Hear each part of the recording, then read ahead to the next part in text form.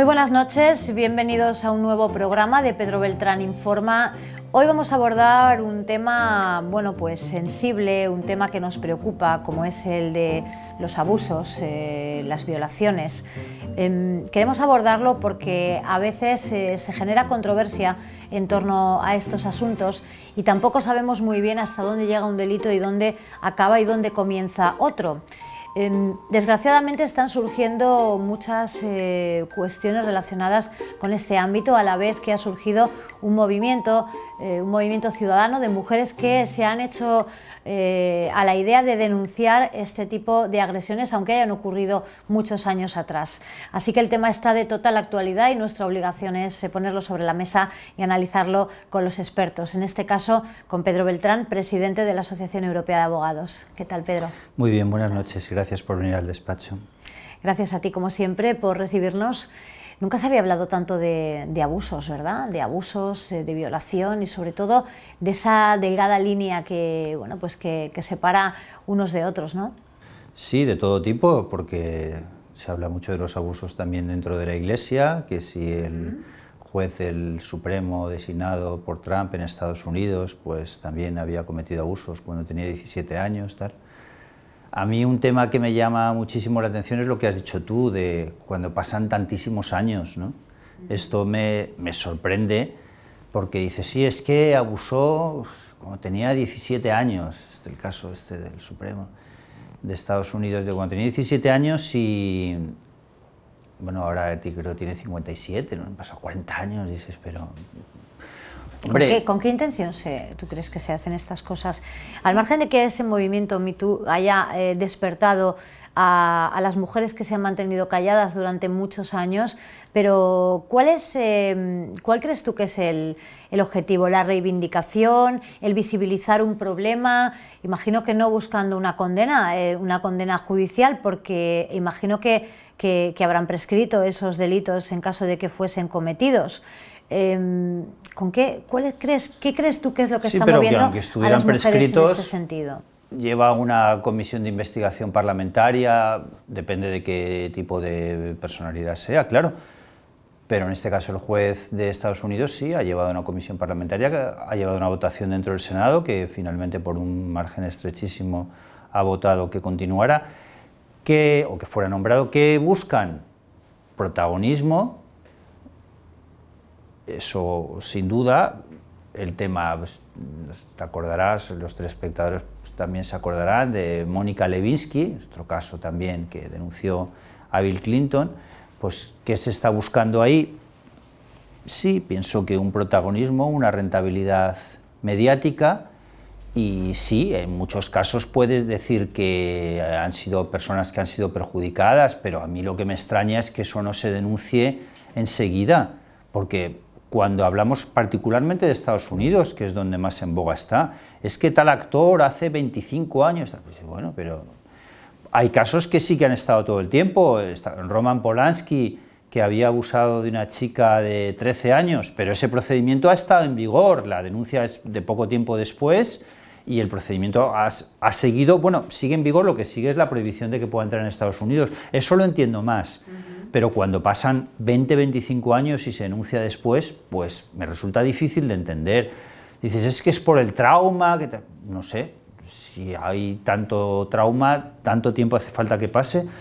También en muchos de los denuncias de abusos que se están produciendo en estas últimas semanas en la Iglesia Católica, tanto en España como fuera de España, nos encontramos con gente ya de 50 años que presenta la denuncia.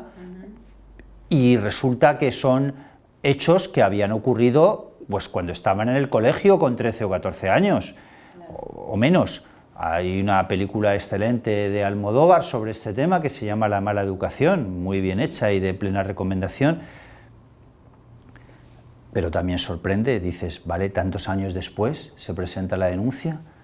Escuchaba el otro día a una persona española que había denunciado estos abusos diciendo, sí, no, es que estaba muy traumatizado y hasta que lo asimilé, hasta que pude, y lo quieres hacer público tanto tiempo después. Yo creo que los abusos y las violaciones hay que denunciarlas de inmediato. Y luego me sorprende también mucho en Estados Unidos cuando se trata de actores, porque se cargan su carrera completamente con simples manifestaciones que muchas veces no está claro que se haya producido así. O sea, se les está dando credibilidad. No digo que no la tengan o que no se deba creer las denuncias, pero sí que desde fuera choca, y desde nuestro régimen judicial, basado en las pruebas, choca que se presenten denuncias contra actores y personas famosas en general, diciendo, es que abusó de mí hace, también normalmente es hace muchísimos años, es que me hizo una proposición, lo de proposición indecente, y esa proposición yo me sentí intimidada, y ya solo por eso te has cargado su carrera de actor, porque resulta que denuncia a uno y luego se apuntan 2 o 3. ¿Es posible probar estos hechos de alguna forma? En algunos casos no. En la mayoría de los casos no, porque si no existen grabaciones ni de audio ni de vídeo, por supuesto, pues difícilmente lo vas a probar. En la serie esta tan popular de Netflix, House of Cards, que se ve mucho la realidad americana, también la mujer del presidente, de Frank Underwood, denuncia que un militar le había, hacía también un montón de años, también le había violado, había abusado de ella. Bien. Y como pasa en Estados Unidos hoy, después de eso, claro, se apuntan 1 o 2 personas más, en este caso una más. Es lo que está pasando allí, uno denuncia y luego pues sale 3 o 4 más que dicen, no, pues el Me Too, a mí también me pasó y me pasó con este mismo, y ya está, y te has cargado su carrera política. Por cierto, la del actor principal de House of Cards, que la próxima temporada ya ni siquiera saldrá, y ha sido como consecuencia de abusos, en este caso de tipo homosexual. Sí, sí. Porque dicen que han abusado de su posición. No solamente no saldrá, sino que está sin trabajo, no participa en ninguna película en este momento. Sí, había alguna película que ya estaba rodada con él y han tenido que rehacer los planos y dejándole fuera y rodándola con otro actor. Bien, sorprende realmente porque son denuncias sin pruebas, como dices tú, que se basan en no actuaciones que aquí no consideraríamos ni siquiera delictivas, ¿eh? Es decir, es que eso, pues me hizo una proposición y yo me sentí intimidada, porque no llega a haber propiamente un abuso sexual, una violación. Bueno, por supuesto hay casos que sí también, pero la inmensa mayoría de los que estamos conociendo no.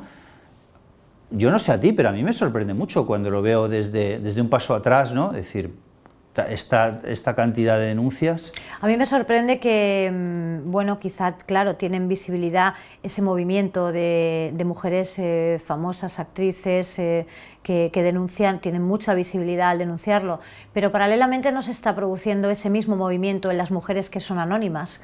Es decir, no hay ninguna campaña donde mujeres anónimas o ningún lugar, ninguna página web donde mujeres anónimas puedan denunciar estos abusos.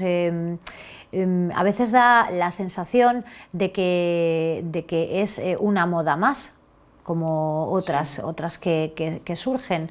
Y por otra parte, Pedro, a mí esto me hace quizá también preguntarme, por supuesto me parece algo horrible que, bueno, pues que alguien pueda valerse de una posición de superioridad para intimidar o para abusar de una mujer. Me parece algo horrible, pero también es cierto que creo que en este caso los medios de comunicación deberían ser más prudentes y no airear este tipo de cosas, a no ser que quien las pretende airear aporte pruebas fehacientes, porque efectivamente, como tú dices, es muy fácil lanzar una acusación y cargarse la carrera de alguien.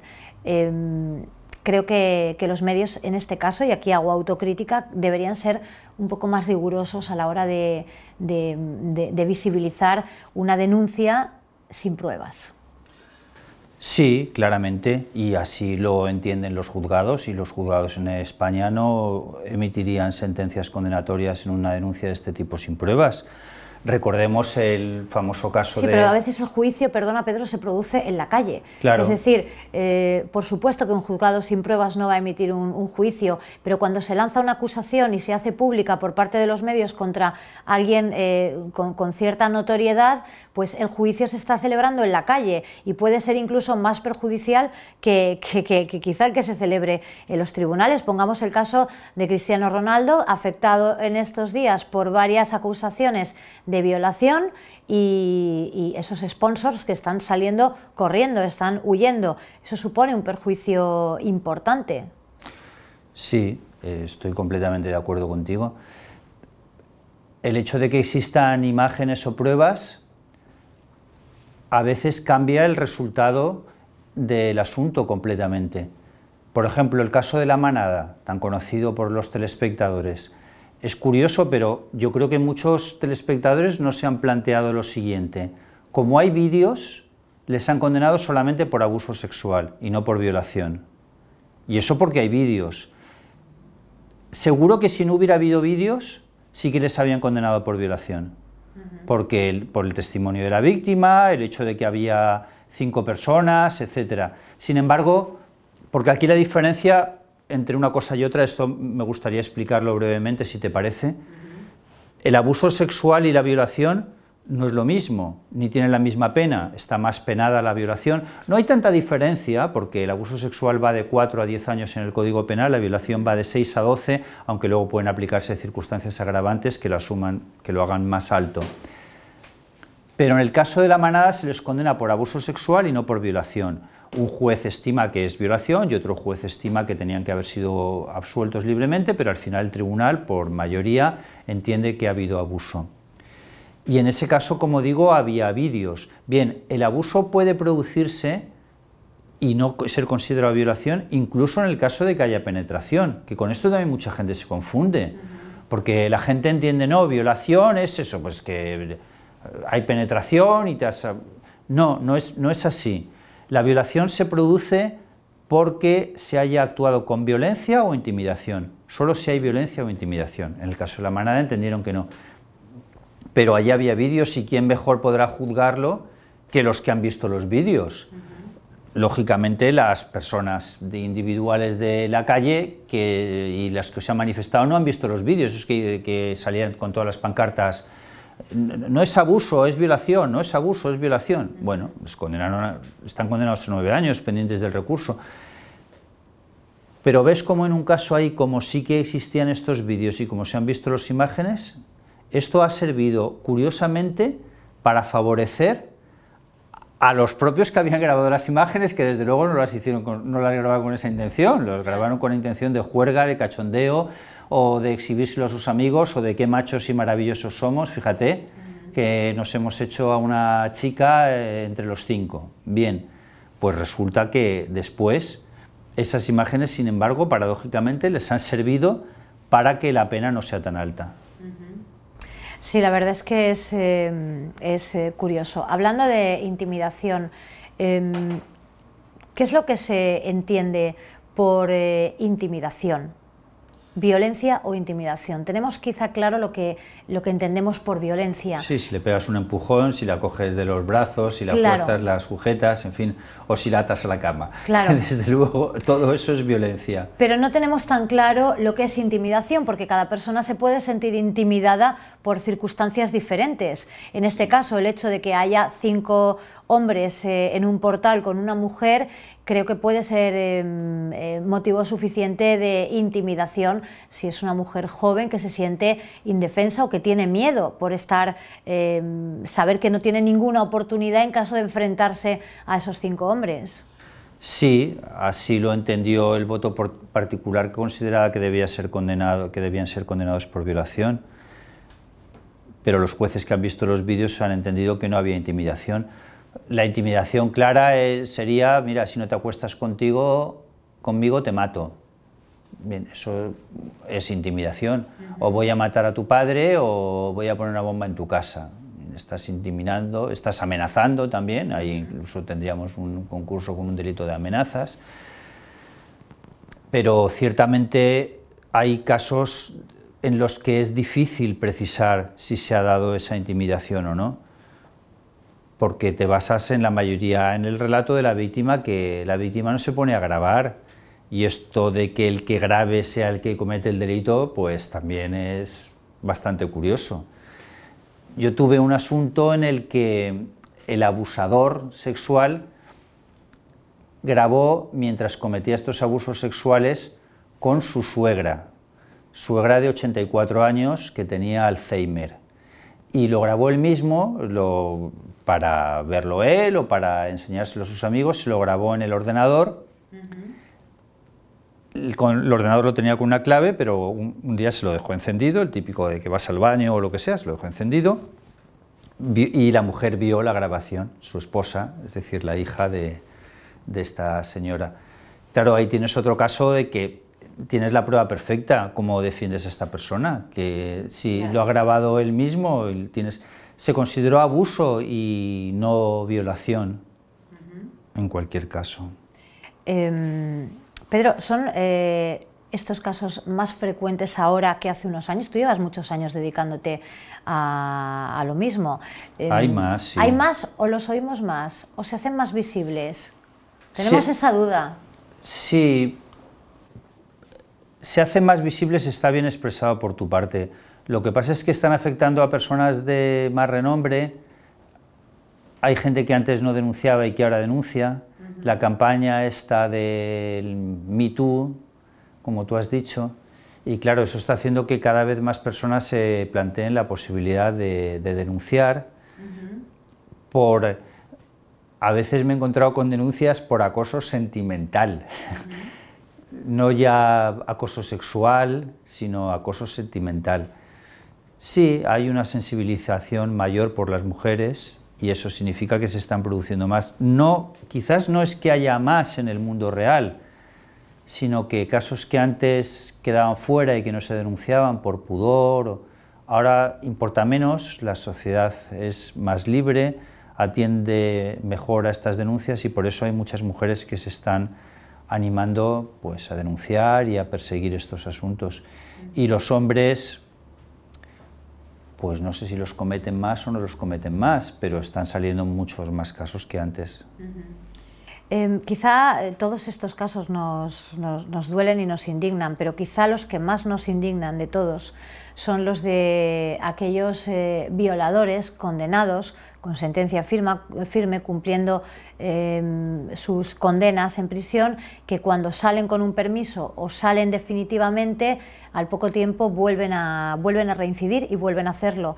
Esto genera una polémica en la calle sobre si es posible rehabilitar a un violador o no, y qué podría hacerse para evitar que un violador, una vez cumple su condena, pueda salir y volver a cometer un delito, porque está demostrado que poner en la calle a un violador es poner en riesgo de nuevo a las personas con las que pueda tropezarse en su camino. Sí, la castración química, no una castración real, no estamos hablando de esto, sino la castración química. Hay una película de Stanley Kubrick que se llama La naranja mecánica, que trata precisamente este problema, porque es una persona muy violenta que comete delitos de violación, agresiones de todo tipo, pero que muchas veces llevan a la violación, es encerrada en la prisión y ahí se le somete, por una nueva decisión que se adopta por las autoridades, a un tratamiento, en ese tratamiento para que se le quite la violencia. Resulta que a esta persona le gustaba mucho Beethoven, le encantaba la música de Beethoven y la asociaba, la música de Beethoven la tenía grabada a algo muy enérgico y muy violento. Realmente la música de Beethoven es muy masculina, probablemente la más masculina de todas. No significa que la masculinidad tenga que ser violenta, pero sí que tiene un componente de agresividad quizás. Bien, pues se le somete a este tratamiento químico para que se quiten sus impulsos, etc. Y como lo tenía asociado en el mismo chip, por así decirlo, cuando sale de prisión, ya es un hombre pacífico, le pega las palizas a él y no se defiende, pero resulta que no tolera la música de Beethoven. y se pone a vomitar cada vez que la escucha, se pone tremendamente malo. Claro, entonces se critica al gobierno, decir, ¿qué han hecho con esta persona? ¿Cómo es posible que...? Y el programa, pues no puede continuar el programa de esa manera. Evidentemente es una ficción, pero sí que ha habido algunos intentos de ir a estos temas de castración química y de evitar que... Dicen los especialistas que no funciona porque no elimina el deseo. Sí, no elimina... O ese instinto que tienen los violadores. Son temas de muy compleja solución. Aumentar más la penalidad, porque la escala que acabo de mencionar antes, de 6 a 12 años, hombre, no parece que sea tampoco unas penas tan altas, vamos, ¿no? ¿La prisión permanente revisable podría ser una opción en este caso, en estos casos? Sí, ¿cómo lo revisas? Esa prisión permanente revisable es que ya está curado, es complicado, ¿eh? Todos esos temas, pero sí que creo que no me parece que sea lógico que los abusos tengan solo de 4 a 10 años y luego la violación de 6 a 12 años, eso no guarda proporción y seguro que les chocará mucho a los telespectadores cuando estén escuchando estas cifras en penas, porque tendría que ser mucho más la violación. No digo que los abusos fueran menos, sino que la violación fuera más. Y eso, aparte de tener un componente disuasorio, que es el componente de la penalidad, pues haría que se pudrieran más tiempo en la cárcel, por así decirlo. Porque realmente parece un tema gravísimo, ya la violación es un tema gravísimo. Y 6 a 12, claro, estamos en 12 en el tipo máximo del delito, claro. Pero el tipo medio está en 9, que no son tantos años, porque si los 9 años luego cumples 2/3 partes de la condena. ¿Qué sales? ¿A los 6, 7 años de prisión? Pues demasiado pronto, sobre todo porque son gente joven, en muchos casos hay de todas las edades, pero la mayoría son gente joven. Entonces, ¿qué tienes? Personas de 20, 25 años que salen con 30, pues están con el mismo furor. Y luego, no olvidemos que la cárcel es un universal fracaso histórico del sistema penitenciario, que no sirve para nada en cuanto a la rehabilitación. Y bueno, hay casos sonados en este país como el de Mario Conde, no le sirve de mucho estar allí porque salió y volvió a delinquir. En general no sirve. La gente, primero que se acostumbra a estar y luego que no sale, a veces es que algunos o salen con más ideas o con... No salen diciendo, bueno, pues mira, ya no, ahora ya me voy a portar bien. Si lo que se busca es eso, desde luego el sistema ha fracasado. En fin, esperemos que, bueno, pues no sé, que se dé con la solución, ¿no? A veces el problema va más rápido, mucho más rápido que la capacidad de reacción de quienes legislan. Esperemos que sean ágiles y que sean mucho más ágiles de lo que son. Gracias, Pedro. Gracias a ti, Información TV, un placer estar con vosotros. Muy bien, pues muchas gracias a ustedes también por acompañarnos un día más. Esperamos haberles sido de utilidad. La próxima semana volvemos con más. Hasta entonces.